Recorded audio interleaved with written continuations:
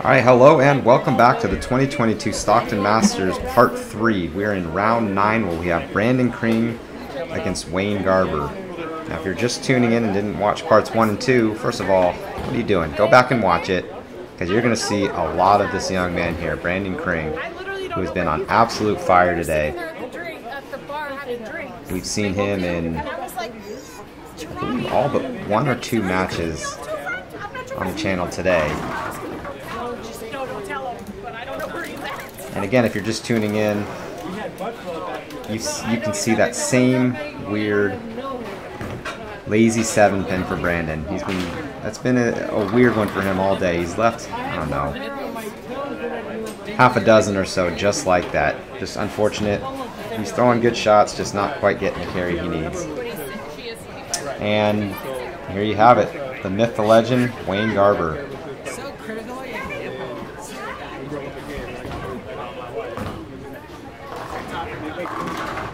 Wayne with that obvious, unique style of bowling. Opening shot, drifting a little high, leaving the 4-9. Now, looking back at their day, Brandon Kring bowled round 1, 2, 4, 6, and 8 so far, shooting a 501, 504, 447, 489, and a 445 for a 238.6 average on the day. Wayne, on the other hand, didn't have to bowl round 1. He had the first round bye, but he did get caught in the loser's bracket, I believe in round 7, which he shot 468, 446, 452, 503, 513, and 431 for a 234.4 average. And the thing about Wayne's day, he hasn't had an easy match since round 2. He had a pretty good win in round 2. He won by 63 pins, but ever since then, every single match he's had has been the difference of 1 or 2 pins coming down to the 10th frame. So he's had to work for every single win he's had, and when he did finally lose in round 4, he lost by a pin. He lost to Brandon Kring, 447 to 446. So this is a little bit of a rematch for these two guys. They did meet each other in round 4, and now, you know, many hours later they're meeting each other again in round 9. And both players off to a little bit of a tough start. Wayne starting out with 2 splits, and Brandon following suit in the second frame with a split. You just wanted that came out of that one. See if these guys can clean up their lines a little bit and start striking like we know they can. Yeah, I got Mexican. I got brother. Great shot there for Brandon. Sticking with that same ball he's been throwing all day. Okay, I will. Now looking back, let's see, lanes 15 and 16. This is the 6th match on this pair.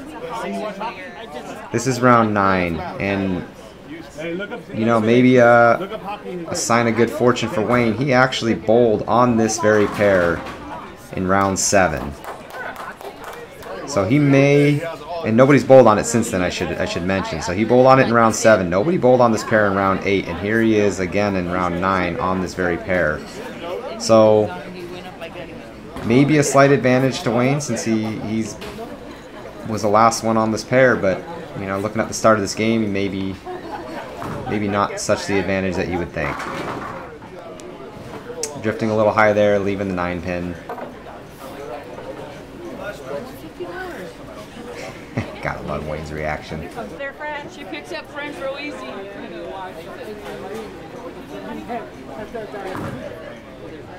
And he'll cover up the spare.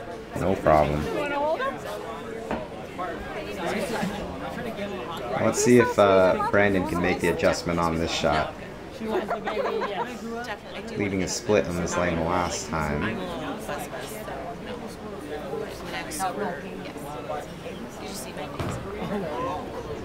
Looks pretty wide, yeah. So, Brandon looks surprised, but from here it looked like he got the ball out. very quick, very fast. And there's been no indication so far that there's enough dry boards on this pattern for the ball to come all the way back from that spot. He picks up the spare. Keeps a slight lead over Wayne so far. But it's only a matter of time before one of these, if not both of these competitors, figure it out and we start seeing a lot of strikes.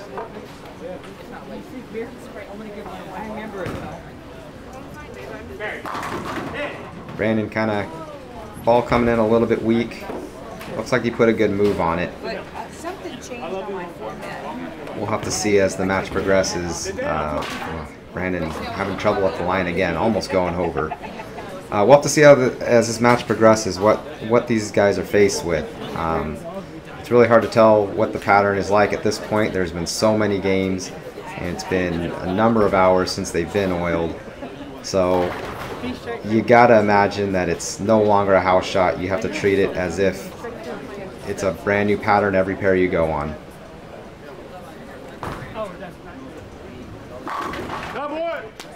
Wayne just perfect there. About what you would expect.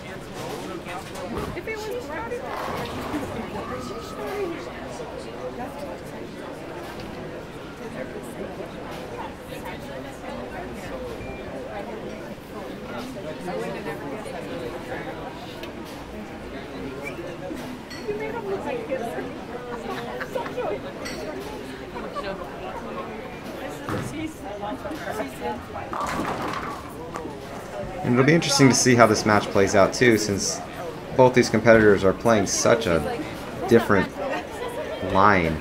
You got Wayne throwing it very hard, very direct, not a whole lot of ball motion into the pocket, whereas you have Brandon, who is standing very far left, playing a lot more angle. And we'll just have to see how it plays out to see who's able to find the carry first, because as it is now, both of these players look like they're searching, and it's still anybody's game.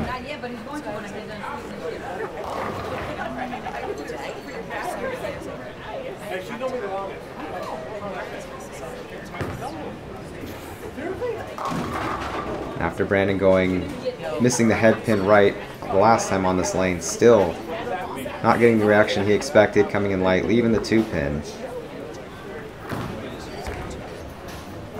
Easy cover there. But he's going to have to make a decision. He's going to have to make, it seems like he's going to have to make a big move. 6 frames in, 1 strike. Not what we're used to seeing from him.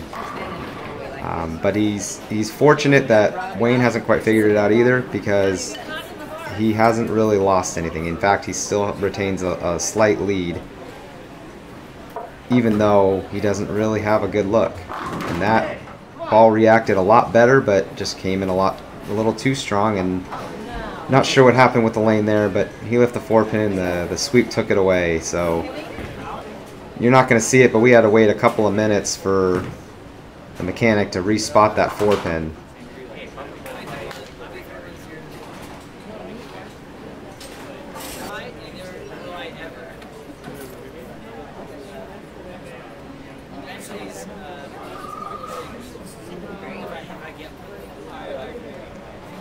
So Wayne's buried the last 2 on this lane. This might be the first match we've seen where a player might actually favor the right lane over the left lane.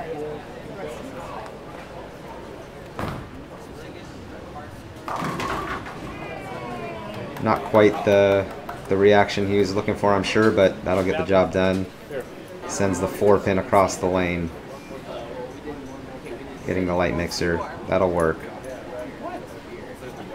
And you know, when your opponent is struggling, sometimes getting a lucky strike can work in your favor more than just the pins. You know, sometimes there's a little bit of a psychological battle. If your opponent's struggling and you get a lucky strike, sometimes it can weigh on your opponent a little more than it normally would. And that was absolutely perfect. So that's the first strike Wayne's had on the left lane.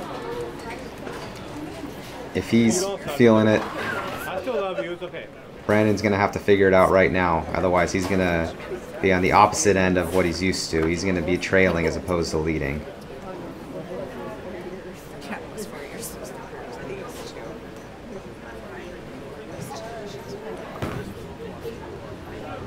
Great adjustment on this lane.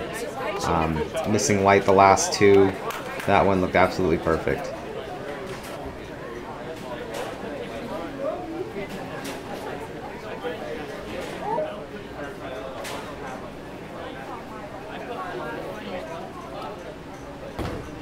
Big shot here for Brandon to keep the game close. Hard to tell if he liked it or not, but didn't matter. It looks like he threw it a little bit fast.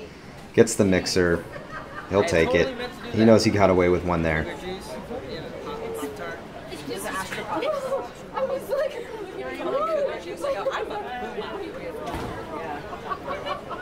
So now it's Wayne's turn to answer. If Wayne can throw the next four, it'll put a lot of pressure on Brandon to kind of have to put up 3 good shots on a lane it doesn't look like he's too comfortable with. And Wayne coming in a little bit high there, leaving just the 6. Should be a pretty easy pickup for him. Yeah, no problems. I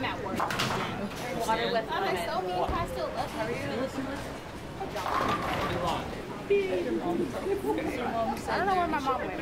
I think she went looking. Oh yeah, she's right there. No, she's mad at me and my dad because I was buying my dad a lot of drinks too. She's mad at me.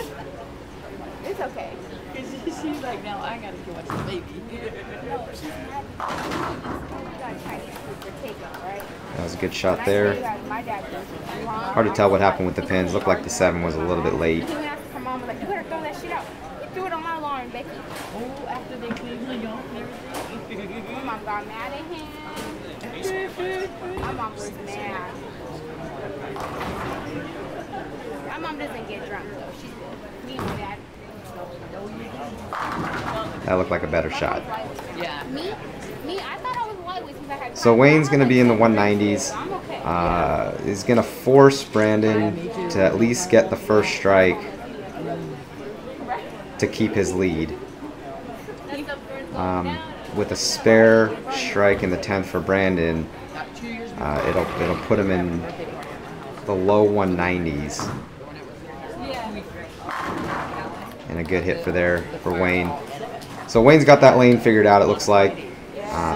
It looked like earlier he had the right lane figured out. If he can just put the two together and string a few strikes, it'll make it a lot tougher for Brandon to stay up in this match. But as it is, Brandon's got to figure something out really on both lanes, but probably more so on this one. And that looks like a good shot. Yeah, that's 2 in a row on that lane. That was really good. So maybe he's got the right lane figured out. The left lane looks a little swirly still, but he doesn't have to throw a shot on that left lane for a little while. So he gets a break from there. If he can put at least one more good shot right here, put him in the 2 teens, give him a nice little lead going in to the second game.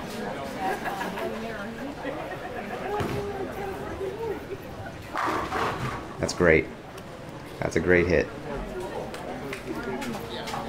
So Brandon's going to have a lead going into the second game. Not quite the big scores that we probably were expecting. They both got off to a slow start. Maybe this pair quite different from what they were seeing in previous matches.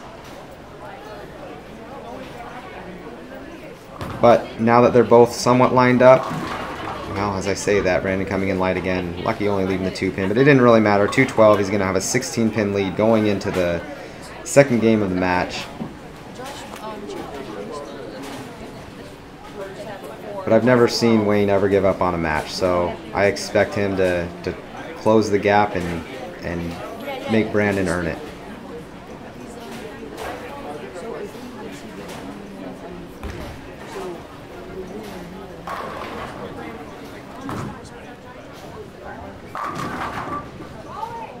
Oh, what a great messenger on the 10.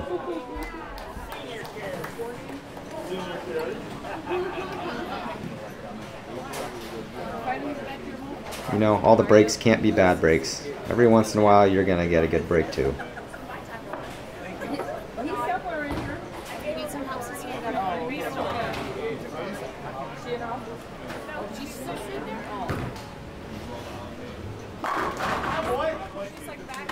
Brandon answering with a strike of his own.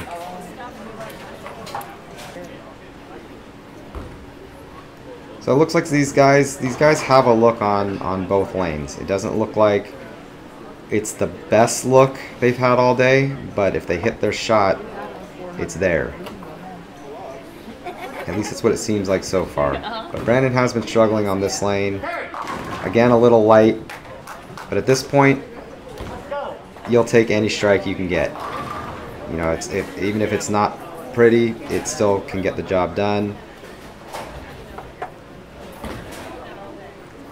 Hopefully he can take some confidence with that shot, even though it wasn't dead flush in the pocket.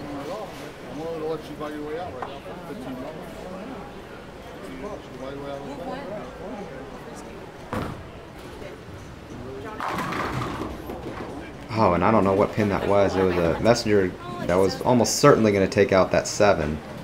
Gets deflected by a second messenger. Unfortunate.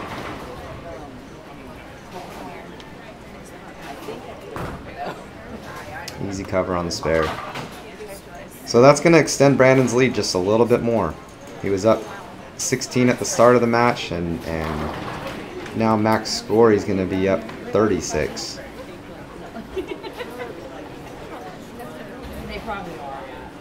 Wayne's going to start needing to string some. And no better time to start than now.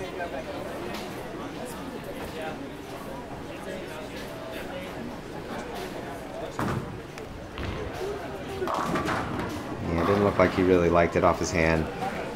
Coming in light, leaving the 2-pin.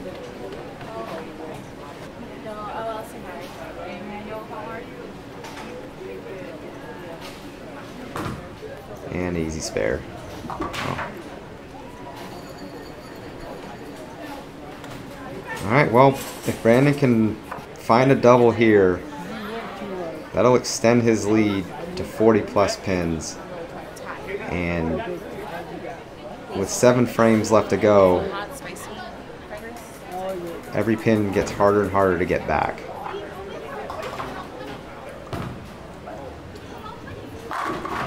And that was probably the best shot he's thrown on that lane so far. If he can find a good line to the pocket on this left lane, Wayne's going to be in a little bit of trouble. Because Brandon's been kind of struggling with getting his ball to react as strong as he wants to on this lane.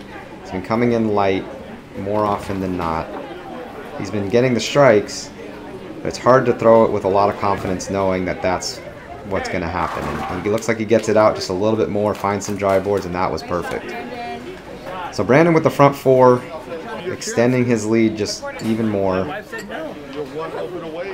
Lead up to 47, I believe. So if Wayne was going to figure it out, it has to be now. No. There's one more after this. I would give you a hug, but I don't want to go nowhere to do these things. And just not I moved it to get over here. a good break there. Weak 10. Threw the shot he thought he needed to throw. And by all accounts, it was a great shot.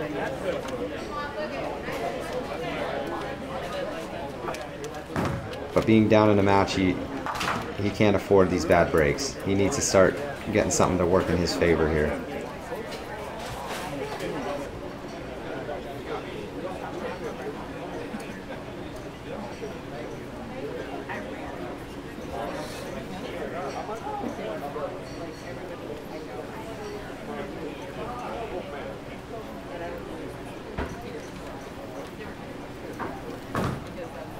Come on, ball.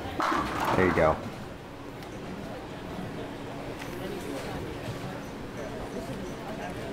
So Wayne with 1 in a row. Got to start somewhere. And Brandon with the front 4. If he can find a double here, he'll extend his lead to a fairly good amount with not a whole lot of frames left to go.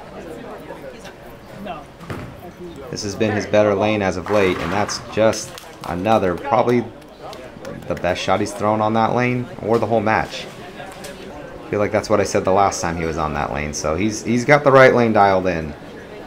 This left lane, we'll see. The last shot was great. The ones previous to that were a little bit light for the most part.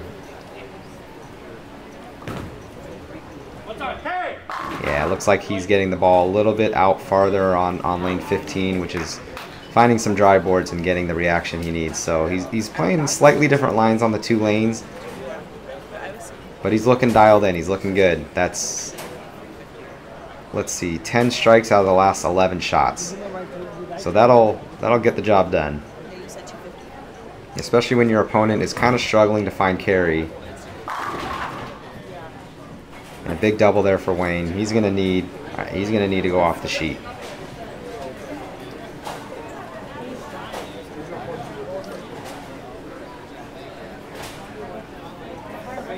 So I'm a little curious to see where he plays this one. I thought in the 5th frame he pulled it inside, but it was dead flush. So let's see what he does here. Yeah, that one looks a bit out from the last time from frame 5. But the end result was the same. Gets the strike, needed the strike. And now really the match is in Brandon's hands. He's got the big lead. He's got the better look. I feel like this is his match to lose at this point.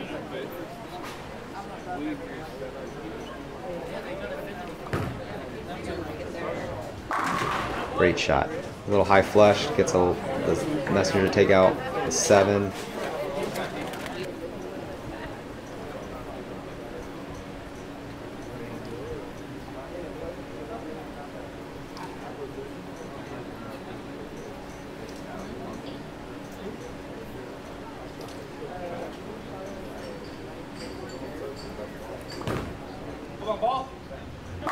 And look out, Brandon with the front 8.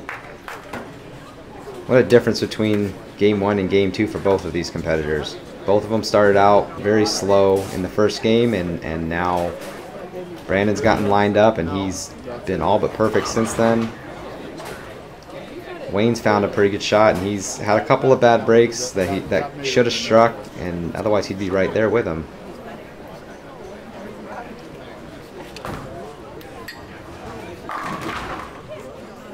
Great shot there for Wayne. But with a max score of 454 and Brandon already at 422 on a double, there may not be much Wayne can do at this point.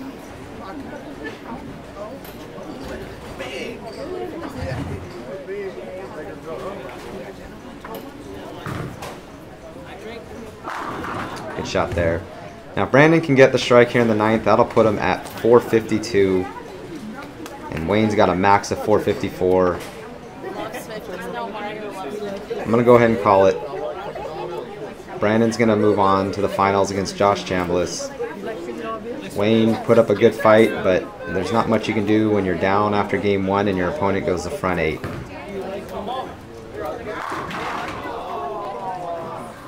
Ringing 10 pin there. Doesn't matter. He's already at 449.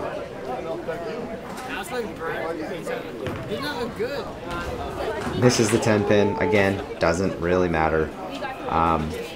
He needs 6 pins in the 10th frame, and he's going to move on to the finals. Right and straight. And straight. I'm watching you. Right? Give me a more. Look at it. Give me a more. Yeah. Where's my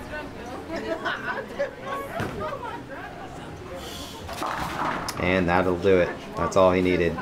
So Wayne's going to take 3rd place in the 2022 Stockton Masters. Very good finish for him. Good showing. Brandon is going to move on to the finals against Josh Chambliss. They're going to have a little bit of a rematch. Remember, if you didn't watch part 2, spoiler alert, those 2 competitors bowled against each other in round 8. So I know Brandon's looking to get a little bit of revenge.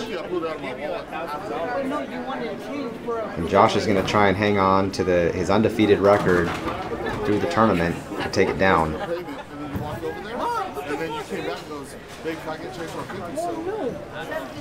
Wayne just a little, too late.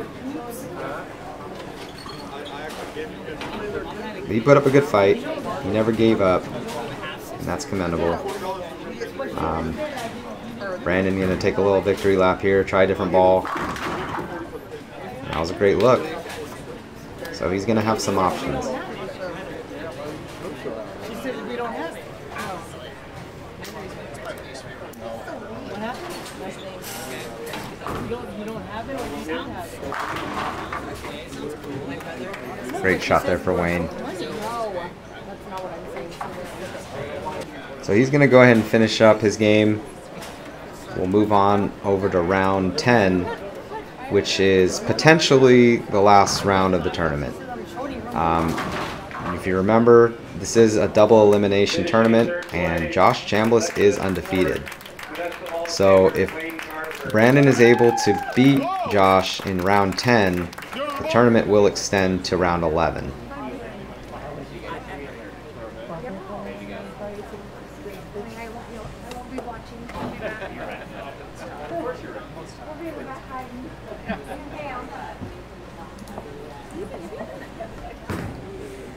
Opening shot for Josh, perfect.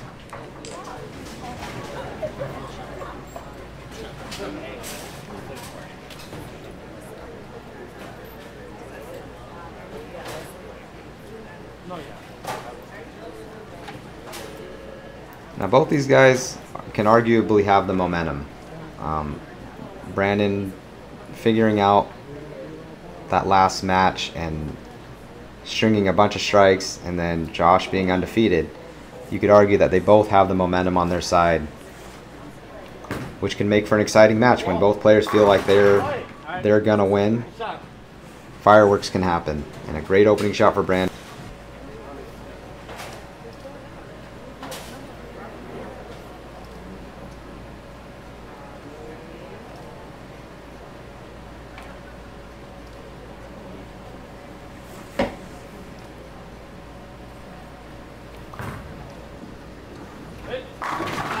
Brandon looked like he was a little off balance at the line there, but gets the strike nonetheless, and that was a great look.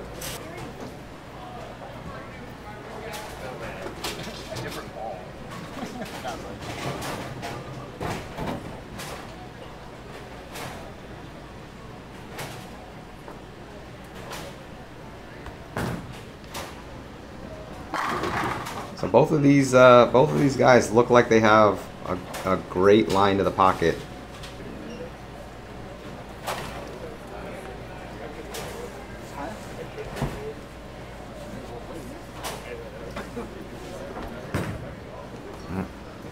Body English says he didn't like it much, but that looked great.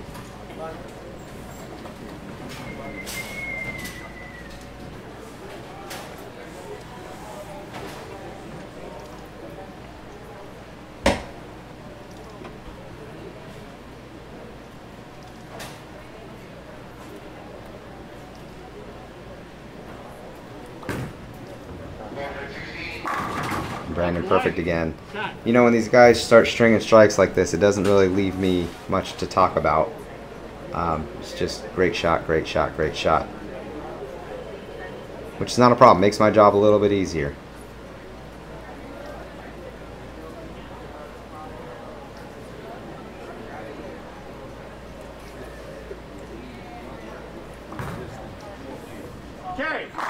Both of these guys have such a great look on this pair.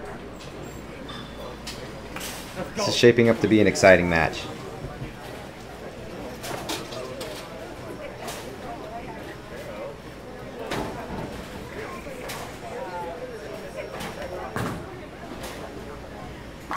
Let's go. Both players looking like they really want to win.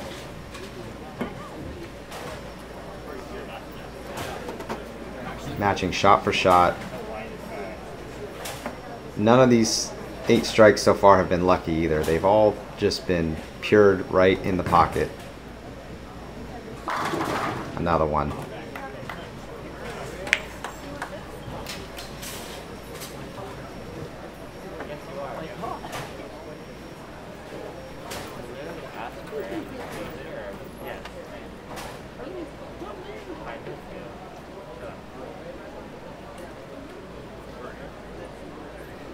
Brandon really taking his time. Looks good. Yeah. Great ball reaction. Go sprinkles! You know, sometimes it can be daunting to have such a great look. And I know it's early in the game, but have the front 5 and you have gained 0 pins. Both competitors probably feeling that way. But that's what you would expect in a final match. You know? Oh, that's okay. That's the first lucky strike we've seen so far, but gets it anyway. Front 6, pressure back on Chambliss. But you know, it can be a little bit daunting to know you're bowling really well and you haven't gained anything. He doesn't like it. What's not to like? That looked great. Hard to tell what he felt out of his hand. He feels like he got away with that one, but if he could have posted his shot, I don't think any of us would have known the difference. Sometimes when the pressure mounts, little teeny tiny mistakes can feel like big mistakes. Yeah, that was great. He knows it. And there you go, pressure right back on Brandon.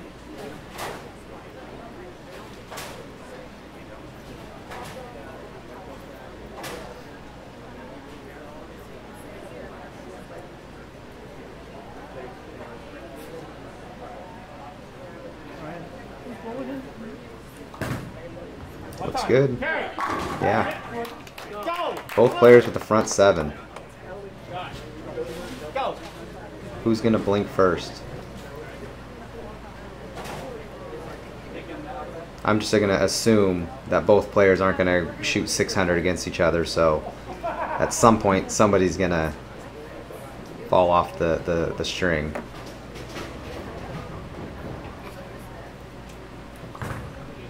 That looks good too. That is unfortunate. That should have fell. Great looking shot. Maybe just a touch high, leaving the 4 pin. And I guess Brandon's going to be the first one to blink.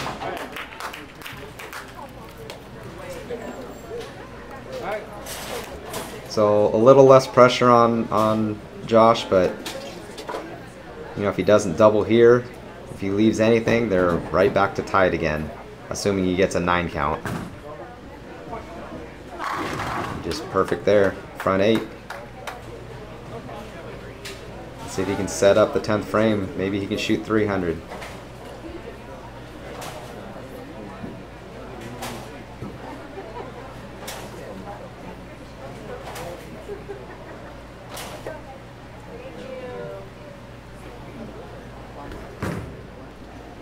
Looks good. Maybe a little high, a little inside. Had good speed on it though. I got the ball to skate a little longer than maybe normal and gets the strike dead flush. So that's front 9 for Josh. Brandon's probably going to have to strike out for 279 just to keep it close for the next game. Because with the look that Josh has, I would be surprised if he doesn't shoot at least a 270 also.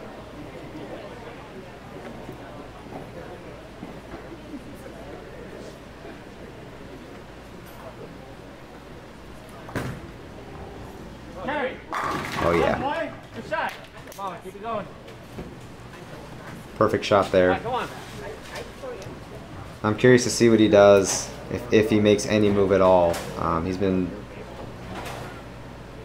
pretty good on this lane, although he did leave the 4 pin in the 8th frame, and I believe the 6th frame he tripped some big split and got a lucky strike there too, so maybe a slight move is needed on this left lane, but we'll see what he does here.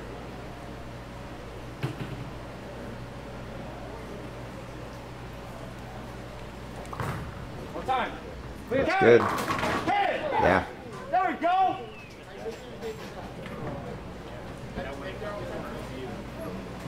So Brandon already in the 260s. Josh already in the 260s. This is about what you would expect for a finals. This is the fireworks we've been looking for all day.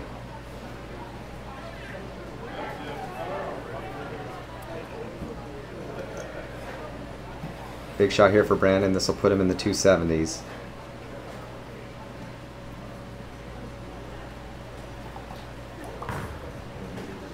Yeah, there you go. Great shot. So Brandon gonna shoot 270. Josh, if he can get the first strike, we'll put him in the 280s. And obviously if he strikes out, I'll give him a 300, which puts him at least up 21.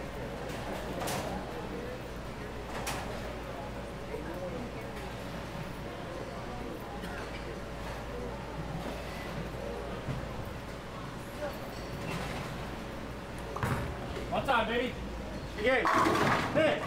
Great shot, Brandon. Yeah. Flex your muscles there for the 9-pin. That should have went down on the first hit anyway. You didn't really need the messenger. All right, there you go. 279 for Brandon. Great, solid game.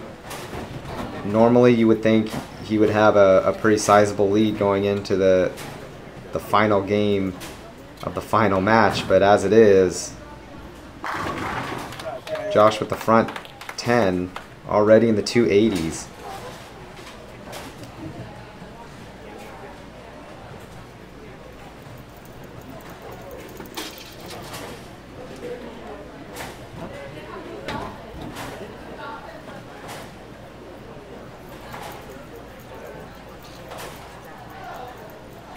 Josh not really taking a lot of time, just kind of going through his normal pace.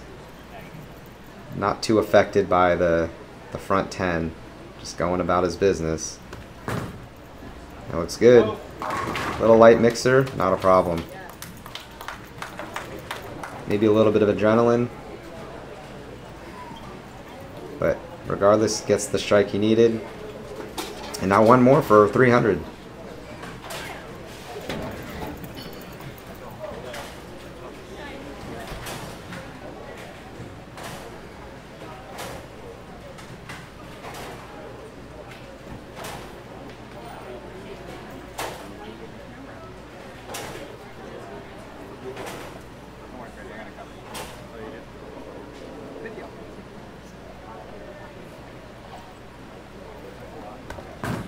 Come on, ball. Let's go. Josh Chambliss, everybody. Perfect 300. Congratulations on such a great game, but the job's not done. Shooting a 300 and only having a 21-pin lead seems a bit daunting, but on the flip side of the coin, Brandon Kring shooting 279, thinking you should have a pretty sizable lead and being down 21. So maybe a bit of mixed emotions for both players. But I gotta feel like, obviously Josh with the advantage, he has, you know, huge momentum on his side. He's got the lead. He's getting the breaks, 13 in a row.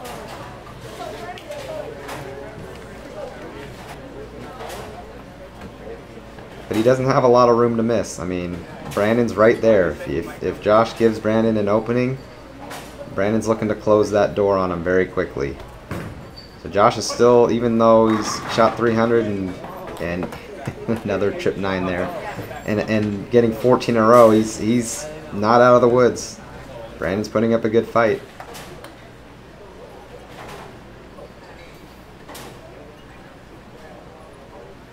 So Brandon, you know, every time he's been up, he needs the double to put pressure on Josh.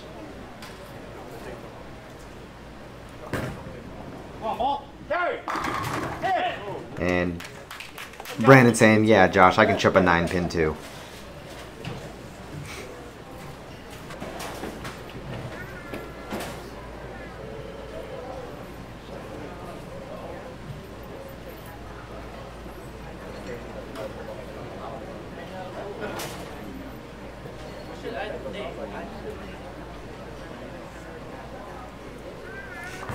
Come on, kid. Oh, that's not going to help. It looked like a good shot off his hand. But leaving the big four almost a guaranteed open when and he was already down in the match. It's going to make it a little tougher to come back now. But it's still early in the game. There's still plenty of frames left. But with how Josh is bowling, I feel like a double here could be so demoralizing. It's going to be tougher for Brandon to make a comeback.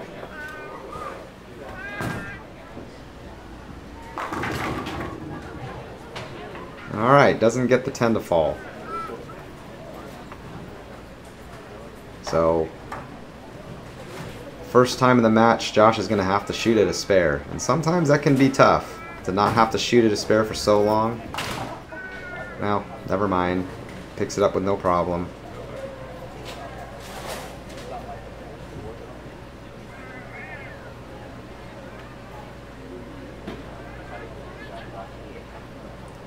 And you know, it's unfortunate that Brandon had that split in the third frame. If he would have struck there and Chambliss still leaves that 10 pin in the third frame, we would have a tie game with, you know, 7 frames to go. But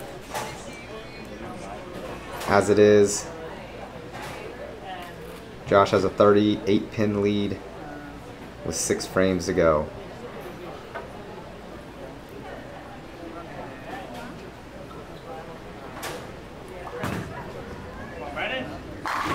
Great shot.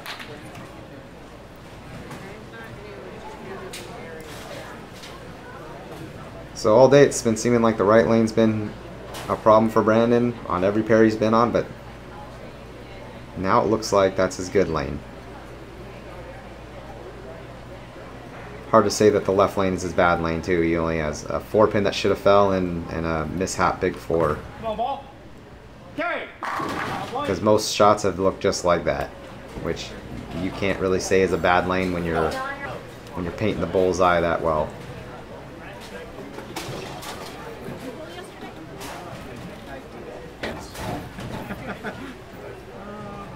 So Brandon's going to make Josh earn it. He's not going to roll over and give him the win. And don't look now, but Brandon is sort of back in this match now. I don't know the exact percentage to picking up the 2-8-10 for a right-hander, but it's very, very low. It's basically get your 2 pins and hope for the best, and you know, Josh not even getting the 2, just getting the 1. So if you look at max score, Josh's lead is down to 4. So he used his get out of jail free card on that 2-8-10, and now he's gonna have to earn it the rest of the way. And that's a good way to start.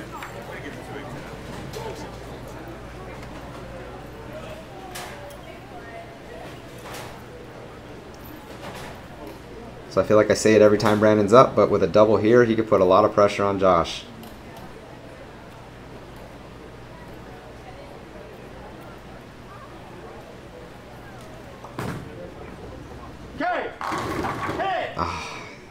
That was a good shot. Hard to see where the 6 pin went on that one. I couldn't tell if it was a wrap 10 or if it was kind of a flat 10, but good cover on the spare. That's going to give Josh a little bit more breathing room. It's going to give him a 25 pin lead.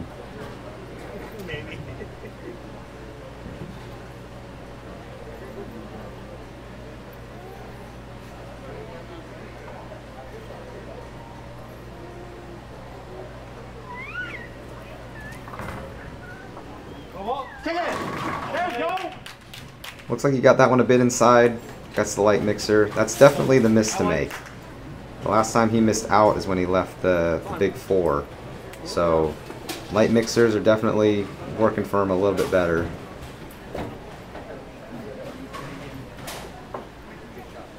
Now Josh with a double here can really put the pressure on Brandon to... Basically, with a double here, Brandon has to strike out the last 5. Sorry, the last 6.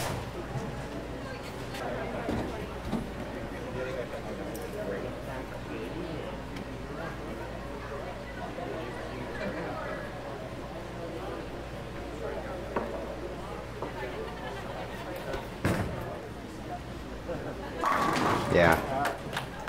Didn't look like he was too sure off his hand, but That looked great.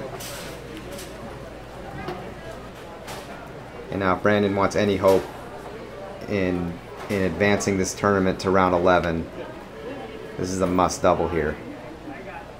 He has to get the next two in the 8th and 9th.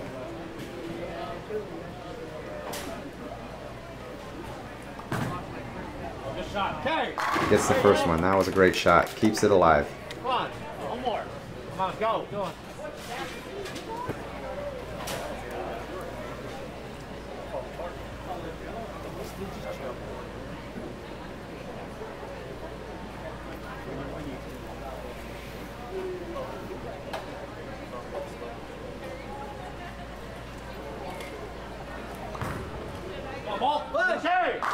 Yeah, there you go. So it's a little bit out of Brandon's hands now. He's going to have to sit back and see if Josh can give him any kind of opening. If Josh can get the next two, it'll shut Brandon out. Actually, Josh can even get a spare in the 9th and strike out, and still take the win.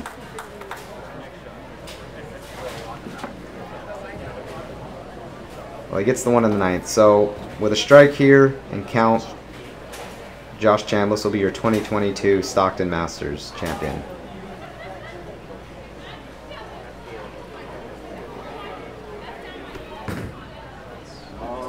Oh, look out. Oh, hang on. Okay, so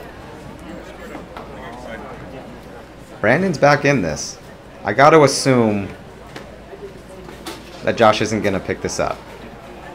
If he can get one, that'll put him at 511.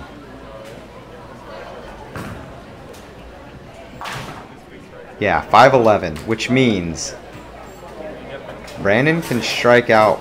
Well, really, he just needs the next two strikes and 2 pins for 512 to extend the tournament to round 11. I've said it 100 times, but here you go, Brandon. Must double. Looks good. Great shot. One more, kid. Come on, Brian, one more.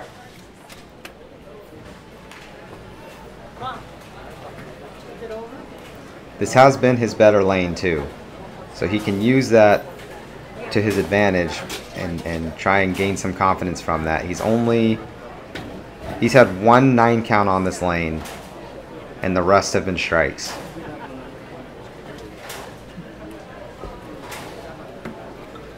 I think it was a 10 pin in the 6th frame of the 2nd game, and it was a good shot. Other than that, he's been perfect on this lane. Needs one more and keep it on the lane, and we can start over on round 11 for the championship. Come on, ball. No. So close. So many messengers gunning for that 10 pin. But it stays standing. Brandon gonna probably pick this up for a 509. Great bowling. Just ran into a buzzsaw. What do you do against a guy that shoots 300? And Josh Chambliss, congratulations on the win. Great bowling. Congrats on the 300. You made it interesting. That's for sure. Alright guys, that's going to do it for the 2022 Stockton Masters.